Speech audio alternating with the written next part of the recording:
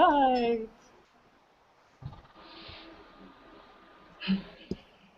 Okay, welcome to the second HST Hangout hosted by IRA, the Illinois Regional Alumni Association. We are here tonight to talk about Food Inc. and how that relates to this year's honor study topic.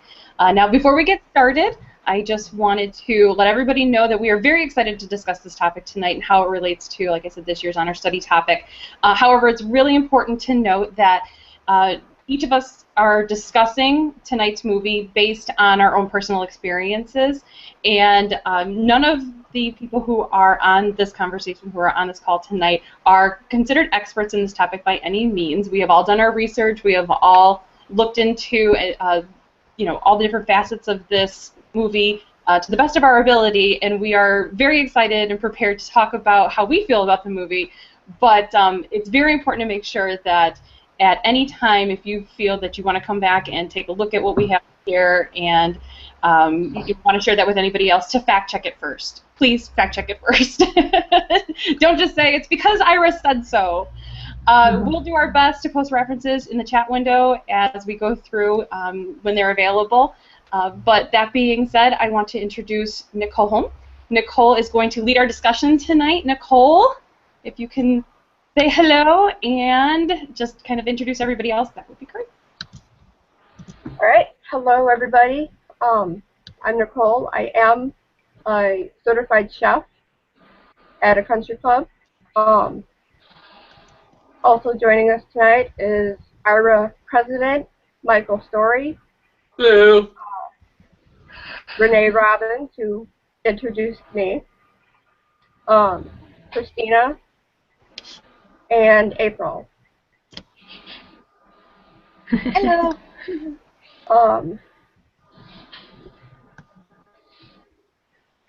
So, Food Inc. What did you guys think about it? Well, maybe we should go into a little bit about explaining it for anybody that hasn't seen the movie yet. Okay. You have a good synopsis of it. Basically, Food Inc.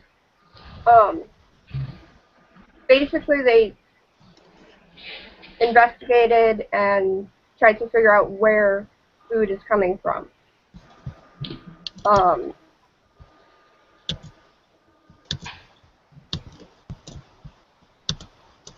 Can I jump in, Nicole? Go for it. So, Food Inc., for those of you who haven't seen it, it's a documentary film, a series of vignettes exploring our modern-day agriculture and the way our food is prepared and how it differs from in the past.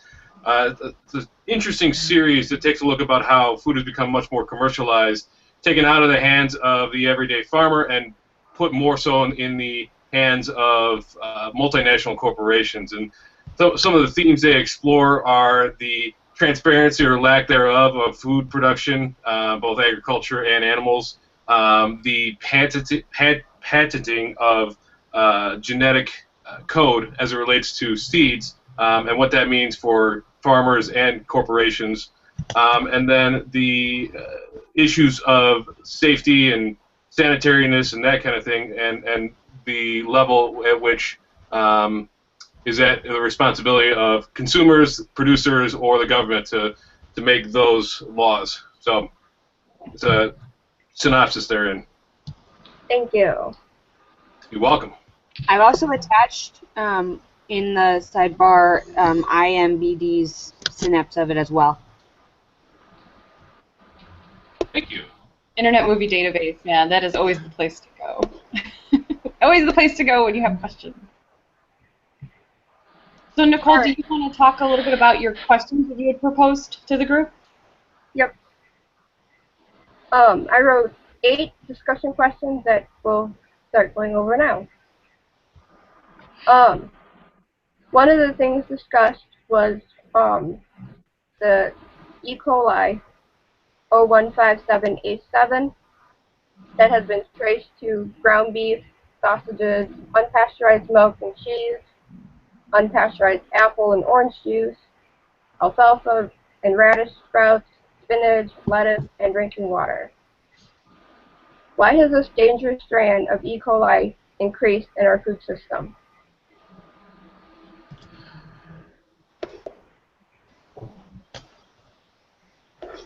Quick, everybody jump in.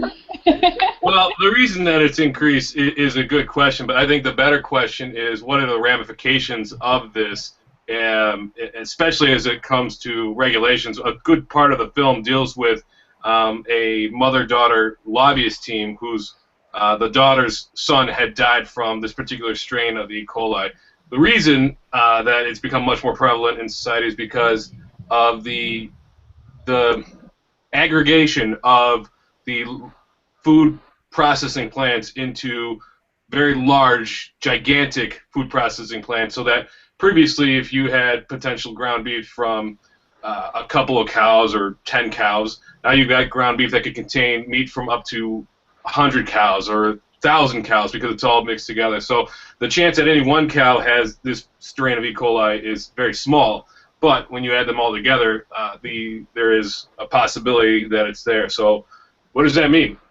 It's a very deadly strain. It's one that has been linked to a number of food products, as Nicole mentioned. So, what does that mean for us as consumers?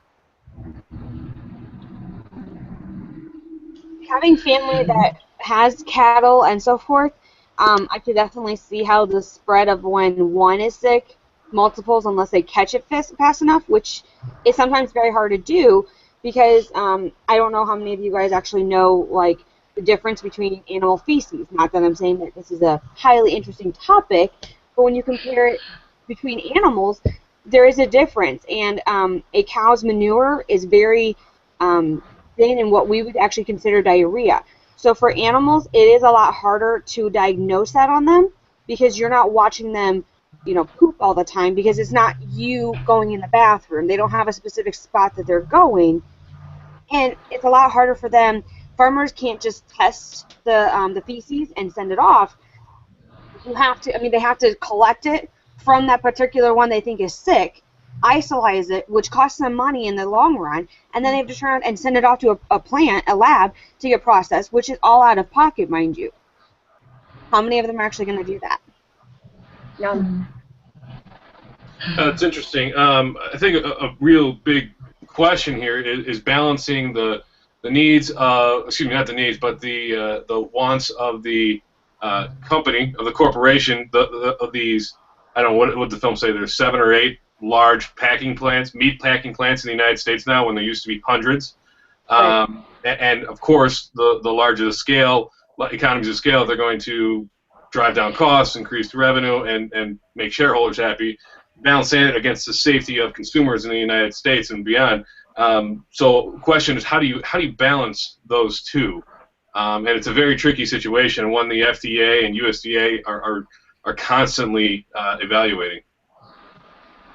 And I've also heard now, off the record, like I'm not 100% on these specifics, but that in the meat, there's actually specific inspectors that go through and inspect the meat, but I've also heard that we are cutting down on those jobs. So if we're cutting back on those jobs because of our costs, how much more is going to become in our foods? Another issue raised by the film, although it really takes the film, I don't want to say it's biased, but it definitely takes it approaches the topic from the point of view of the consumer more so than the corporations, which is fine. The mothers or the daughters in this mother-daughter lobbying team, the daughter's son had died from a strain of E. coli, and she said at one point that she felt that the corporations had more protection than the consumers. And so again, it delves a lot deeper into, well, who are our Congress people, who are the people that we elect to make laws for us, who are they actually supporting and who are they actually protecting here? Corporations because of lobbying money, or are they actually protecting the consumer? And I don't think many people actually know that, of who is their lobbyist or who can they contact. Lobbying in general is a very thinly veiled topic. Not many people know what goes on, and it's a really good question. I mean, this is probably beyond the scope of this documentary, but discussing and kind of get to this a little later in the discussion, but talking about what are the lobbying practices that are performed by large lobbying groups, and not just the food industry, but the teachers lobby, the NRA, these huge these huge PACs, political action committees, and lobbying groups with millions and millions of dollars to spend. Is that in the best interest of the citizens of this country here? I don't have the answer for that. It's just an interesting thing to think about as our political system continues to become more secretive, I think. Where do we go in terms of safety? And I'm sorry, I can't remember the woman's name, but the woman whose son died being portrayed in the film, she brings up a very good point. Who's actually being protected here? And I think people in general in the country feel like they can't do anything about that situation. I mean, you have this mother-daughter team, and they've been fighting for who knows how long, and it probably still hasn't necessarily been passed. And so, the average Joe doesn't feel like they can do anything about it, which really sucks. Except you can buy organic, I guess. Well, I mean, and that's kind of bringing us back down to earth. What do we do as individual consumers to protect ourselves? If we take the mindset of, well, I got to take my personal safety into account, do I change my lifestyle? Do I change how I prepare my food, where I buy my food? Do I buy local? Do I buy organic? Do I go to a place that I know that I've been to? It's interesting. For me personally, I think the odds of catching E. coli are very, very small. So I'm still going to order my burgers rare. You guys might not like that, but that's the way I roll. But it is a concern, and it's something that when researching this after the fact, it kind of got me thinking a little more. But again, for me, it's just such a small chance that it doesn't really affect the way that I procure my food, or prepare or eat my food. Well, to give some background on that, I looked a couple of these things up today, and I looked at and I'm trying to see my notes here. I went over to the CDC and I pulled some numbers, and it says an estimated 265,000 of these, it's called Shingles toxin-producing E. coli. It's called STEC for short. I just want to give that information out. But it says an estimated 265,000 of these STEC infections occur each year. STEC 0157, which is the specific strain that we're talking about, causes 36% of these infections. So it's a percentage of that percentage of a percentage. So it's a very small amount. And then one of the other things that they said was sometimes this contact is very obvious, obviously, and it says here, working with dairy cows or changing diapers.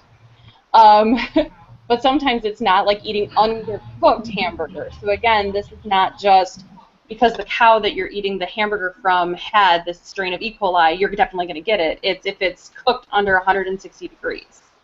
Beyond that, people have gotten it from swallowing lake water while swimming, touching the environment in petting zoos and other animal exhibits, and eating food prepared by people who did not wash their hands well after using the toilet. And that latter one is interesting, because that is something that you specifically cannot control. You don't know who's not washing their hands, and by the way, that's also how you get hepatitis, kids. So wash your hands after using the restroom. But Renee made a really good point of saying that it's an STEC, and everyone freaks out and panics when they hear the word E. coli. But E. coli is actually very common within your body. You have to have that to help digest some of your natural nutrients. It's just the type and the amount that's in your system. So, I mean, I think it's important, April, to point out that you're a nurse. Oh, Right. Sorry, you're in nursing school. You defending the germ there, April? Well, I mean, once again, I was also on the CDC website, and the E. coli 0157 infection, the one we're talking about, it says that it was first identified as a pathogen in 1982. But they also comment that the other strands are not documented because they're a lot more rare. So, they could be worse for all we know, but we don't have the research to go back behind them.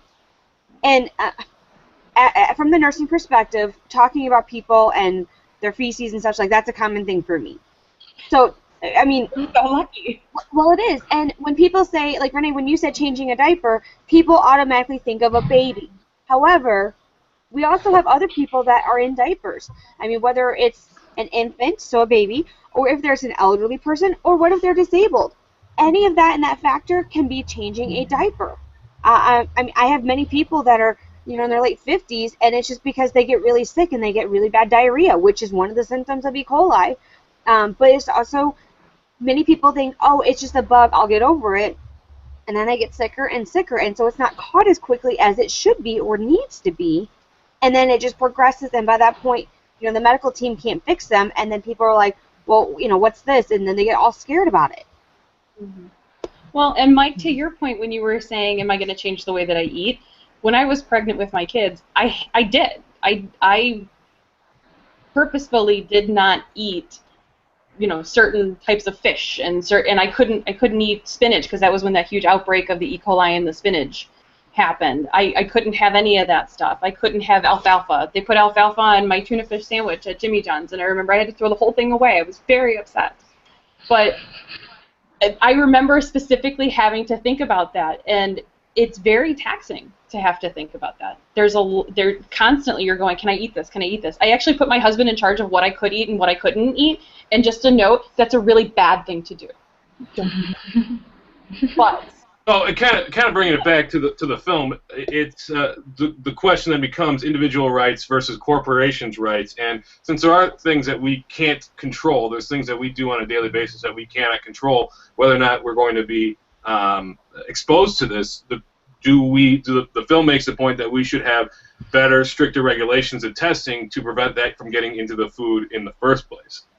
Then that obviously costs more money, and the question becomes, who's paying for that? Do consumers pay for it? Do they increase prices, or do companies take the hit in their profits? And I can tell you the latter is not ideal for most companies. Well, and then also that it goes to the middleman and it goes to the farmers. But you know what? The farmers are already so far in debt that they're not going to be able to afford that, which is part of the problem right now. Well, Nicole, one of your questions talks about that. Yeah. How great is it to? Do I remember your question right?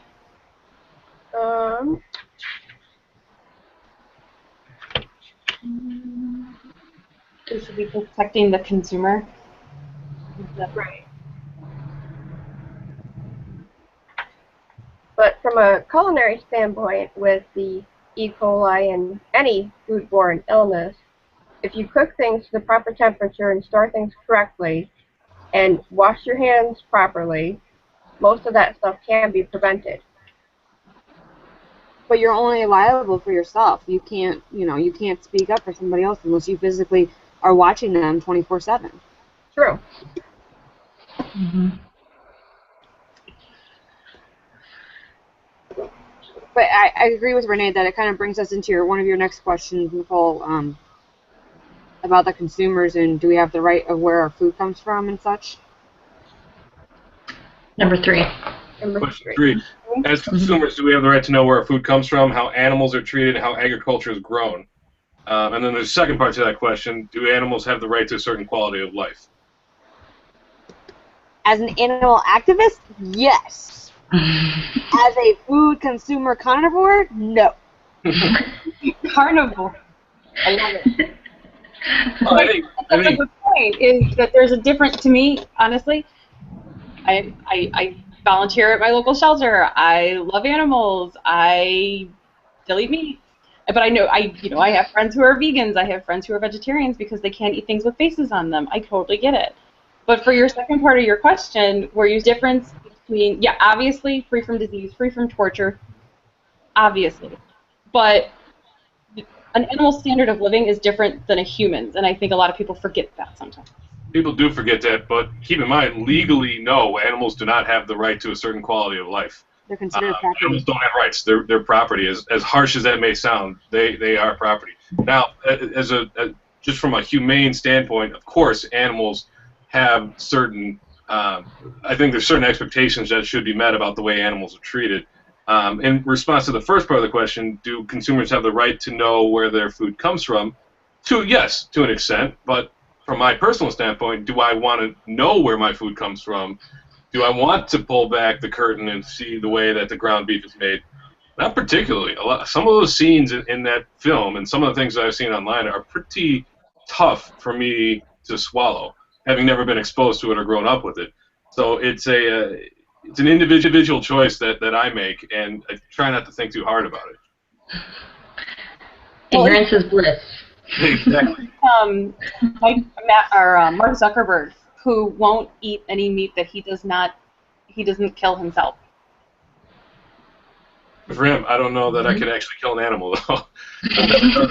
Well, and that's what it comes into. It's really, you have to look at yourself and decide what you really believe in. And, like, you know, we're not talking about your cat and your dog that's in your household or something like that. I mean, we're talking about livestock and, you know, mass-produced animals. Like, that's the quality of life we're talking about. You know, of course, you know, I'm still going to buy my dog, you know, her slippers and stuff like that because she's spoiled. But I mean, if I had my, you know, a cow in the backyard, am I necessarily going to go buy slippers for that cow? No. But I mean, there's a difference, you know, of quality. And I agree with Mike that I can't personally kill an animal, but I'm still a carnivore. So I understand that in order for me to get my meat intake, that has to come from somewhere. Now, yes, I can choose whether I want it organic, whether I want it to be, you know, at a local, you know, farmer stand, so forth. But that's where you really have to get picky, and whether you're willing to pay that price or, once again, pull back that curtain and really see where that's at, or do you, quote, bite the bullet and just eat what it is. Well, and to the question Nicole posed, do we have a right to know where food comes from? I think, yes, to a certain extent we do, but a lot of people, as April just pointed out, don't want to do that. They don't, and so the documentaries like this tend to be shocking. But when you kind of step back and take a look at it, it's, well, did I want to know that at the beginning, or why did I watch this film? Am I going to then make changes to my life? And that's the purpose of documentaries in general. So, but April, I wanted to transition a little bit. You brought up the term organic, and even though it's not discussed much in the film, it's an interesting topic because, again, legally, organic does not have a definition, and so you can slap organic on pretty much anything. Yep. It's got a cultural meaning attached to it, but the government doesn't regulate organic yet. I don't know. Very hard from a medical perspective of telling somebody that it's better to eat an organic food. Lower income, they don't know the definition of organic, so unless you break it down for them, and literally, in a sense, it's like any interpretation. Everyone's is different. So what I consider organic could be that it comes from my local farmer's market, whereas Christina's organic version could be, oh, it's from my local Walmart.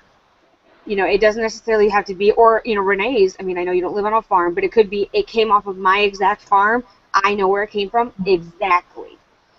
It's a lot of different. Grass-fed? Is it corn-fed? Is it? There's so many questions that you can get into.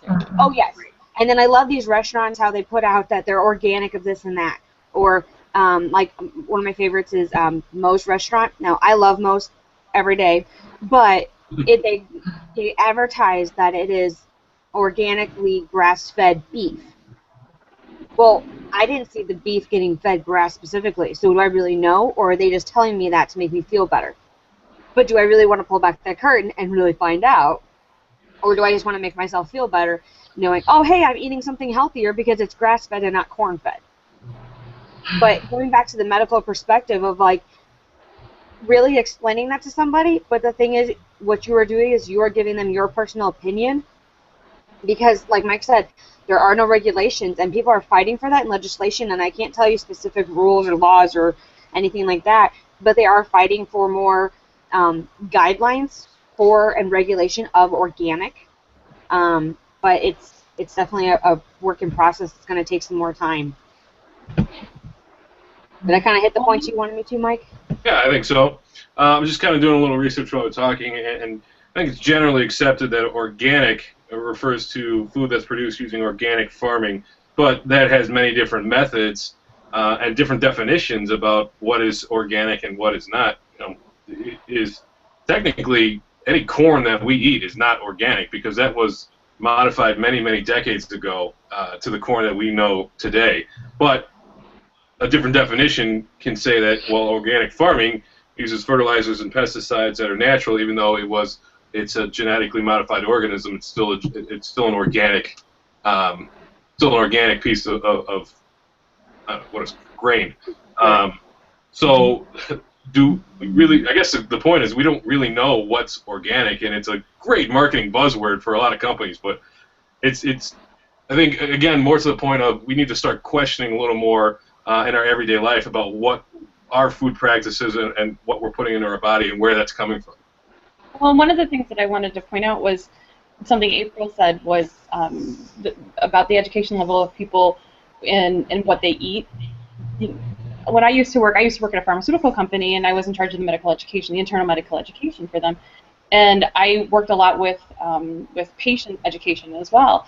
And there were many patients who had absolutely no clue what healthy eating actually meant. They had no idea. They thought, well, as long as I eat enough, then I'm eating healthy. I'm taking care of myself. They didn't understand. I worked downtown at, and I have to remember the name of it, but it was in Humboldt Park. Very high Latino population, very high population of diabetics, and they did not understand that the traditional foods that they were eating were leading to obesity and turning into type 2 diabetes. They didn't understand the connection between those things. Part of the program that I was working on was trying to educate them about different vegetables. And when I say vegetables, I mean literally, this is broccoli. This is what, this is broccoli, this is how you make it. This is what you can do with broccoli. Just different types of vegetables. Every single week we had a program about different vegetables because they just didn't understand that connection. And for people to have questions, they need to have an educational foundation first. And if they don't have that educational foundation, we can't get to that point where we start questioning what's in our food. Well, and going into that, Renee, it's also a factor of economics and what money they make and so forth. I mean, the family that was in the movie itself, they were Hispanic and Latino themselves, and they willingly admitted that, do they choose to eat healthy versus her husband's medication, who was also, by the way, I believe, diabetic. Mm-hmm. Do they pick, to pay for his $200, medication, which, don't get me wrong, Renee, I'm sure you understand, and everyone that's got a prescription, medication is expensive, and that's with insurance. Not to mention, if you don't have insurance, how much you're paying out of pocket, and then you want me to eat healthy on top of it? Whoa, you're asking for me a lot. I get that a lot in the hospital, and I'm talking to my patients that they go, well, do you want me to eat it all, or do you want me to pay for my medications? And I'm like, oh. Don't get me started about the family, because I feel for them. I'm there, but when you look up at a sign and you say, "Oh, look, Pop, you can get 4 for $5," but we can't buy broccoli, which I think was their example. They wanted to buy broccoli and they couldn't afford it because it was too expensive. And I look and I go, water is cheaper, do water instead of the soda, and then take that $5 and buy your stock of broccoli. It's like, I understand, but those are the choices where you go, but it's cheaper, and it's just there's the idea behind, okay, well this must be okay for me because it's cheap and it's accessible and it's it's accepted. We're just gonna have some pop. That's fine. They don't understand the sugar levels involved. And once again, that goes into the education. But you know what? Unfortunately, Renee, I'm so happy to hear that your company that you used to work for did that education, because I can tell you that there's not many programs in my area here that actually educate people of what proper eating is. So, once again, education, everything comes down to it costs money and who's willing to pay for it. Well, and Nicole posed a very interesting question on her discussion questions. Should access to healthy food be a right for everyone? And it's an interesting trade-off between, Renee, you brought up, it's don't drink soda, drink water, and you'll have money to buy broccoli, and that's fine to a certain extent, but it's a lot cheaper to produce mass-produced foods that using fats and animal fats and solids and calorie-dense foods such as fast food and then that's passed on to the consumer versus what's actually considered healthy and better for you. And this really is a class issue alongside just a health issue. And one of the things that we as citizens of this country need to consider are the negative externalities of having an entire populace that is not eating even to the not.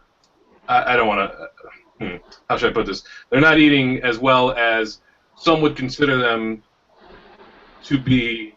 I don't want to be insulting, but they're not eating well. I guess is just a way to put it. Or they're not eating as healthily as they could be. And nobody's saying that you have to be 100% vegan 100% of the time, but you know what happens to the healthcare costs in this country when you have millions of people who are eating fast food on a daily basis, many of whom don't have access to healthcare currently or affordable healthcare, and so that gets passed on to the rest of the population. So one of the things that we as citizens need to consider is what happens when this trend continues to grow. What happens to the healthcare costs of this country? What happens to the overall health of this society?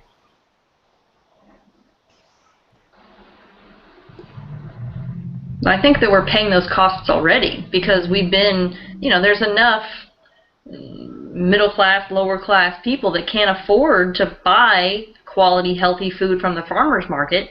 And I don't remember what the statistics were on the movie about, 1 in 5 Latinos or 1 in 2 African Americans were going to end up with diabetes, born after 2000 or something like that. And it's like, we're already there. This movie is a little bit old already. I mean, we're 2015 already, and all those kids who were born 2000 and after are 15 years old, and some of them probably already have diabetes. We're already there, and that's just, it sucks. And I'm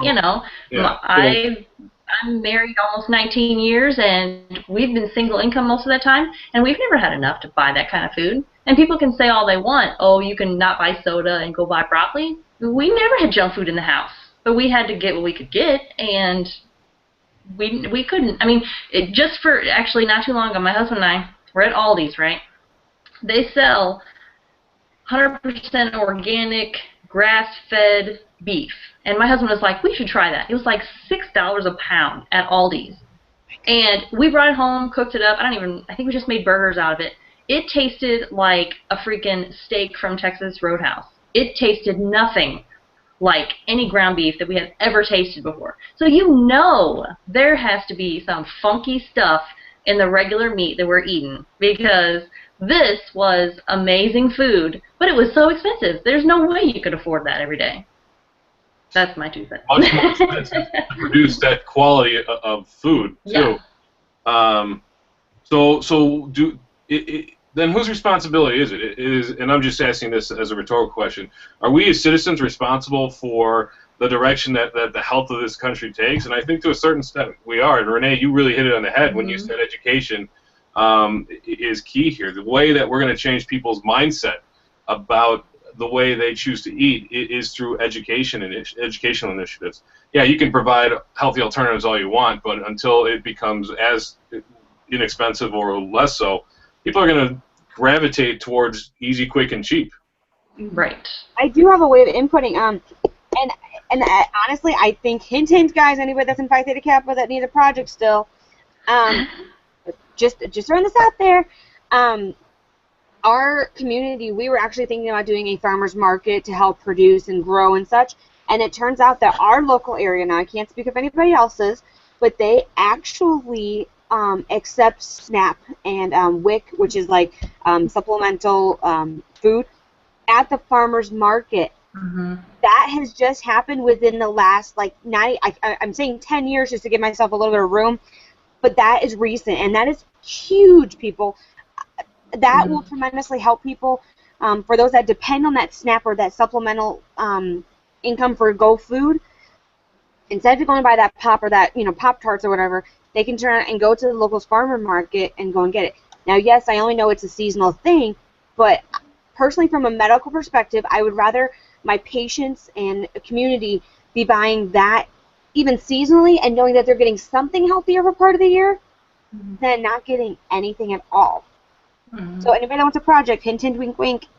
April, for those of us maybe not familiar, what is SNAP? Can you explain it a Oh, I little knew bit? you were going to ask me.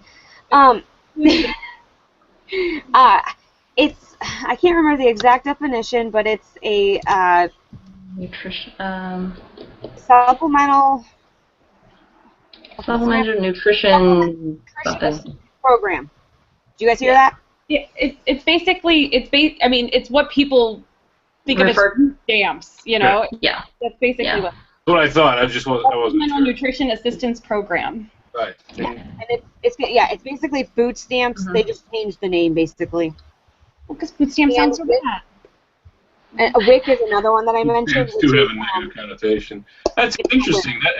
That's refreshing to know that that we're providing, as a society, we're providing alternatives to the junk food aisles in the grocery stores for people to eat healthier. Again, it's tough to really reconcile that with your daily basis because we don't see the like I said, the negative externalities of it on a regular basis. But Christina's right. We're there now. We are seeing record healthcare costs in this country, and a lot of that has to do with not just our eating habits, but our sedentary lifestyle. So, initiatives such as the NFL Plays 60, which encourages kids to get out and play 60 minutes a day, keeping or increasing the time that kids spend in physical education in schools, healthy eating education as part of our curriculum. They're all really important steps that we need to take in order to get this country back to a place where we could be considered healthy. Because I think most experts would agree that there's somewhat of an obesity crisis in the United States these days. Not somewhat. We're there. Everyone, yes. Well, I'm trying not to make any definitive statements without any evidence to back it up. Okay, see this face? We're there. And that's coming from you from a medical perspective. I mean, yes, I do know that I may not eat healthy all the time, but I do try to make better choices versus when it comes to the grocery store, do I buy that head of broccoli or do I buy that pop? I 90% of the time will choose that broccoli. Now, I'm not saying it's not okay to treat yourself. Yes, occasionally, I just had a birthday. I'm going to buy myself a pop, okay? I'm going to make that. But for all you Parks and Rec fans out there. What's that? No, I'm sorry. Go ahead. Anyway, but I mean, it's all about the choices, and people don't realize that they have those options. I consider myself and everyone on this board, and I'm sure the people watching this video, as well educated. And how many of you guys knew about the fact that supplemental or the SNAP or food stamps were accessible possibly to your food market? How many of you are going to start asking now if you go? Yeah. But again, it's still about the limited amount of money and the limited amount of resources that they have, and then knowing that they can go there. But, you've got a lot of things to juggle to know what you want to buy, and how long that money has to last. Because even though they offer, and you can go take it and buy good quality food, you still have to consider how much that's going to cost, because it's not going to cost the same as, a grocery store or whatever. But I know, like, in my area, there's a food pantry, and in the summertime, a lot of the community gardens and stuff like that, they'll donate to the food pantries. So there are ways for them to get healthy, quality food, but again, they have to know about it. They have to want to make those healthy choices, and a lot of people don't make those healthy choices. Well, I think a lot of... Sorry, go ahead. I said sometimes it's just about asking. If you don't ask, you'll never know. True. And Christina, you kind of brought up an interesting point. It's about the choices we make, but a lot of that depends on, there's a cultural thing here too. We grew up in a society that placed a lot of emphasis on convenience, and we see that these days. So how do we kind of change people's mindsets? I mean, experts know that facts alone are not enough to sway somebody's decision making. There's a lot of doctors who know the harmful effects of smoking who still smoke on a regular basis. So it's those trigger points, that emotional connection. How do we get people to think about their choices on an emotional level? And I don't have the answer to that, but there's people who are working on that.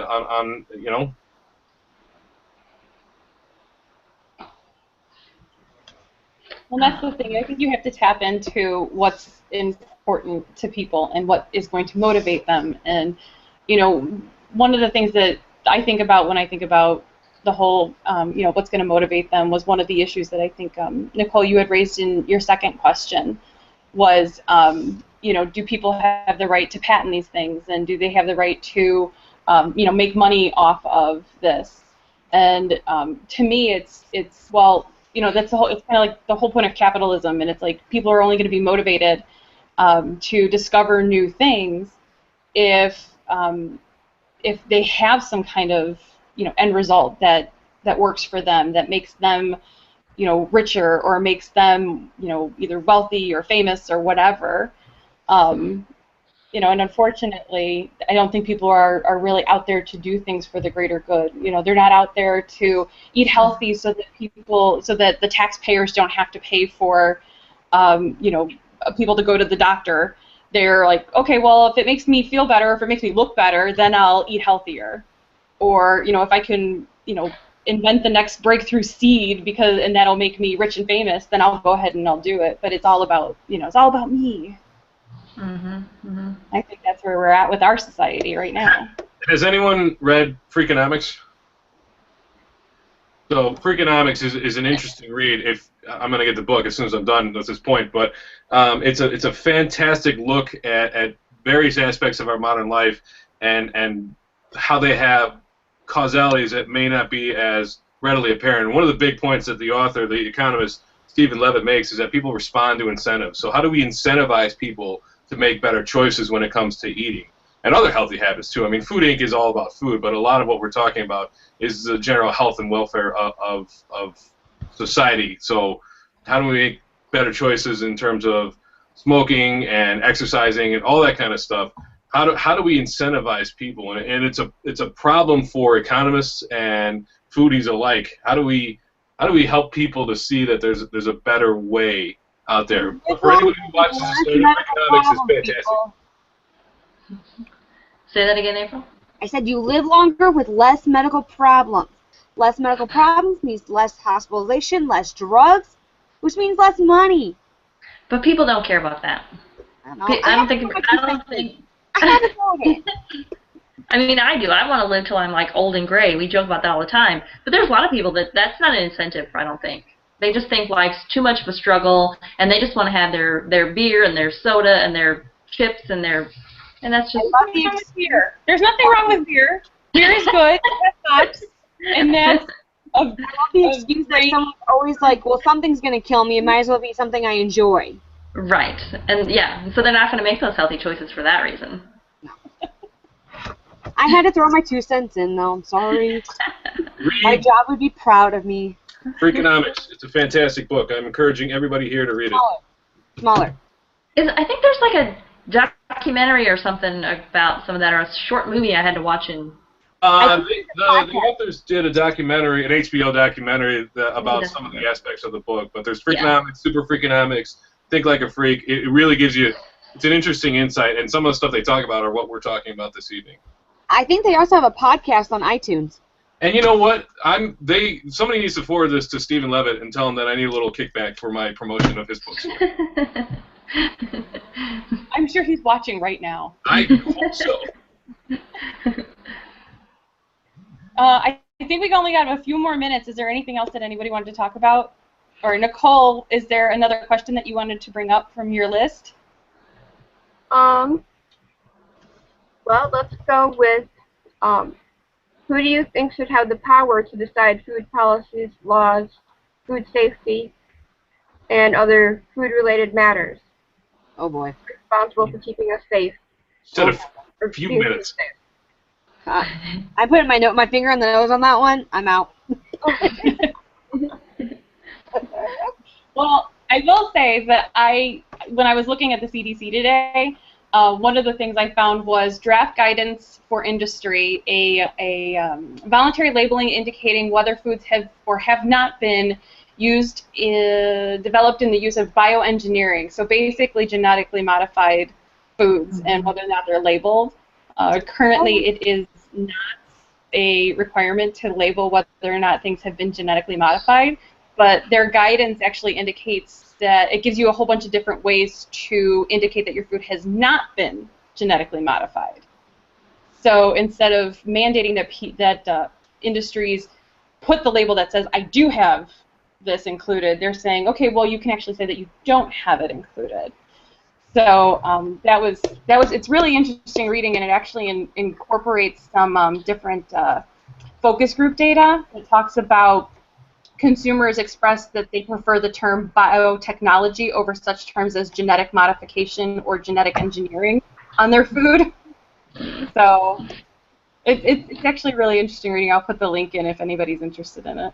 Yeah, I'd be interested in reading that. You know, Renee, you brought up a good point. There's scores of regulatory agencies and industries in various industries that have different labeling practices, and the tough thing is how do you regulate that? How do you reconcile all of that?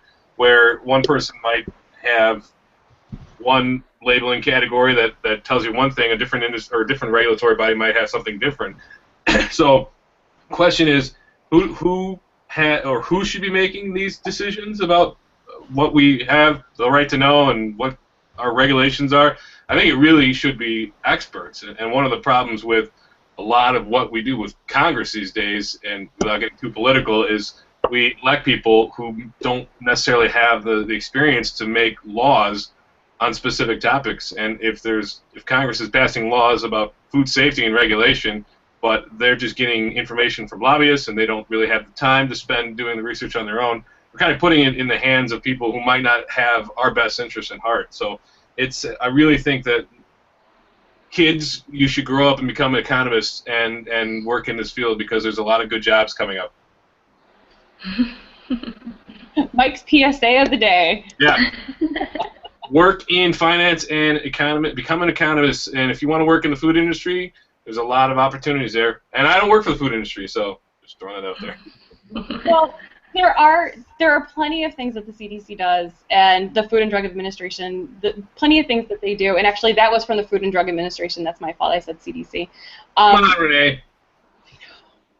But the Food and Drug Administration, when I worked at the pharmaceutical company, there was a lot about regulation and a lot about labeling, and the biggest thing was about patents and how long things were on patent, and that was one of the ways that the industry was that the FDA protected the pocketbook of the consumer and made sure that there wasn't a monopoly on different drugs and so forth. And they do the same thing. They're regulating it now, the food industry. They do the same thing with these genetically modified seeds. As a matter of fact, let me look this up real quick. I wrote it down. The Roundup Ready seed here it is. The Roundup Ready soybean that is discussed in Food Inc. actually comes off patent at the end of the year. So, really? It actually comes off patent at the end of the year. So the whole part about that guy who was cleaning the seeds, and Monsanto went after the guy who was cleaning the seeds. They have a patent on that seed. It's the same way that if you had a drug that you were trying to copy the drug. It's in legal terms, they're thinking of it the same way. If you're trying to copy that drug, you're trying to replicate that drug so that you can use it more often instead of what they have sold you. And when you look at it from that perspective, I think more people would understand it. I think a lot of people hate pharma and don't understand and hate the whole development cycle of drugs and how expensive it is. So they're not going to understand it and not agree with it no matter what. But long story short, even though this is very long and not short, long story short, Roundup Ready soybean comes off patent. So all of those people who have these Roundup Ready seeds can start planting them again. It's Monsanto attempting to recoup the expenses, and don't get me wrong, I'm not looking at the big huge billion-dollar company and trying to defend them or anything against some of the things that were shown in the movie, but I will say that they're trying to recoup their costs of development, and that's why they're trying to protect their patent, which legally they're allowed to do. Once it comes off of patent, all of those seeds that were cleaned or all of the seeds that are out there now can be replanted over and over and over again, because they no longer have that monopoly on those seeds. So there is a regulating body for that right now, and we'll see what kind of impact that has once 2015 is over. I don't think anybody's disputing that companies have a right to make a profit. In fact, that's the primary goal of companies is to make the shareholders happy, and you do that by making money. I think the film kind of brings up the point, though, that Monsanto, with its resources, may be going after farmers who are not violating the patent just to put a scare in. I think is what the film said. So the question then becomes, is it, yes, it's fair for Monsanto to make a profit, but are they going too far in their measures? Are they? Is there some way that they could scale back and work with the farmers a little bit instead of just automatically slapping them with lawsuits? I think is what the point of the film is trying to make. Correct me if I'm wrong. Of course they can, but then they're not going to make their money. That's the monopoly part. Well, I think there's something to be said for the fact that in pharma, there's a little bit more control over, you have a pill. This is the pill. It comes in a bottle. Here you go. And it's very highly regulated. I mean, you can't even go to your pharmacy and one of the farm techs give you the medication unless it's been looked at by an actual pharmacist. Mm-hmm. In the case of these seeds, they can blow in the wind to the next door farmer, and all of a sudden half of his crops are this genetically modified, even though he's trying to stay organic. So, I think at that point, how do you regulate that?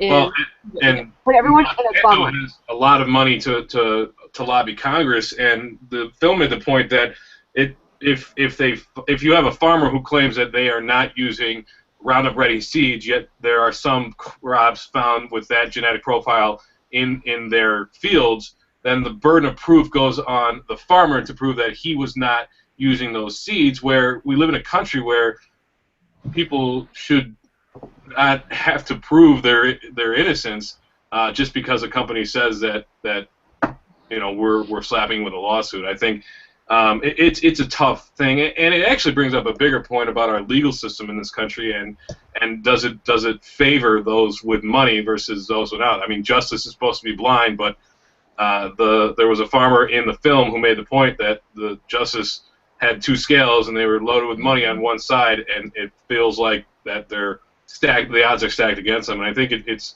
an interesting point. I haven't done enough research on the actual cases brought up in the film to speak intelligently about them, but it's an interesting topic worthy of additional thought. Well, and there's nothing. I don't think that's just limited to food. There's a guy who has a website. It's like a Nissan.com. I think his last name is actually Nissan, and he owns Nissan.com. And Nissan, the car company, has overloaded this man with so much paperwork, so much legal paperwork for him to go through it. I mean, he is spending so much money on legal paperwork because they want Nissan.com or whatever it is. So he's overloaded with this paperwork, but it's just a principle. He has the money to support him, but he's going, if I didn't have the money to support this, I would just have to give them the name, and I wouldn't get anything for it because they're drowning me in legal paperwork, and that sickens me. That's not fair. It's not, but it's a fact of life that's the world. That's the country that we live in currently. So I'm not a fan of the way the legal system currently works. But the only way it changes is for people to become active, for people to get out there and talk to their congresspeople, their state legislatures, their U.S. representatives or senators, and discuss these issues. And I think that's a really good point. Is a lot of what we're talking about tonight affects us all on an individual and a societal basis. And people might think that they don't have a voice, but it takes a collective to make a change, and everybody has a voice in that regard. I personally contact my legislatures on a regular basis, even though I know that as an individual it might not make a difference, but if they get enough of those calls and letters, then things do start to change. So we do have the power to affect change, despite what we kind of perceive in the country of big companies and big government running it. We are the ultimate consumers, and also the film made the point that you vote with your dollars, and if you don't like the way that things are done in a certain industry, you need to take your money and go elsewhere. And the biggest thing that companies do is when they start losing money on a certain product or process or whatever, they make changes. So it's a good way for us to all get involved in that regard. Definitely. So Nicole, did we do you proud? I am very proud. Thank you very much, Nicole. This has been, it's been great to discuss this. It's really brought a lot of stuff that, you know, watching a film is fine, but discussing it on this level, it makes you think a little deeper.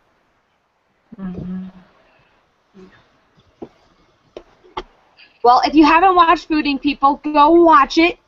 Get disgusted and grossed out, and get angry about things, and make decisions and changes.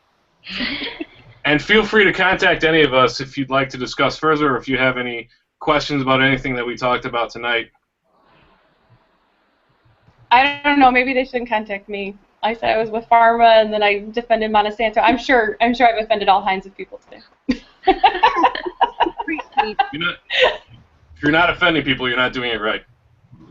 Exactly. Do we need to say anything about the next one? Well, I actually brought a little promotional piece. Next, March 26th is our discussion on emerging technologies, and I actually work in 3D printing, and I just finished this 3D print of Left Shark from the Super Bowl today. So I can get a good see that I didn't do it in color. That's my next project, is to print it in color. The closer you get it to the camera, the worse it is. Yeah, back up. Yeah. So anyway, Left Shark and I will be waiting on March 26th to discussing this emerging technology and where it's being used and where we see the future to go. Right, Left Shark? You got that right, Mike.